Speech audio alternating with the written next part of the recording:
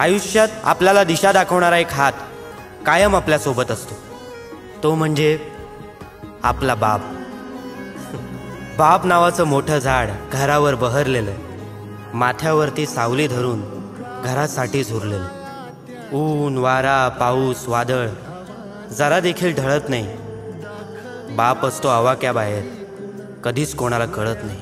खडूस वाटतो कधी कधी, चिडून जरब लावून जातो, शांतपणे डोळे फाडून जास्तीचाच भाव खाऊन जातो. वसखन येतो अंगावर म्हणून जवळ कोणी जात नाही. आईसारखे बापाचे गोडवे कधीच कोणी गात नाही. आईसारखी बापाला मिठी कधीच मिळत नाही, कारण बाप असतो आवाक्याबाहेर, कधीच कोणाला कळत नाही. बघा ना, बापाला सहसा कोणी मनावर घेत नाही. बापासाठी आपलं प्रेम कधी अनावर होत नाही. आभाळासारखा आपला बाप आपल्याला आयुष्यभर पुरत नाही. बाप गेला, आधार गेला, बाकी काही उरत नाही.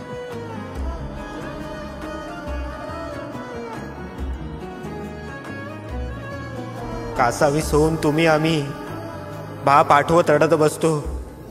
त्याच्यासोबत जगण्यासाठी आयुष्यभर कुडत बसतो. आयुष्यात बाप आहे तोवरच खरं जगता येतं. आयुष्यातलं खरं सुख आपल्या बापाकडंच मागता येतं. म्हणून एकदा बापाच्या कुशीत शिरून जगून घ्या.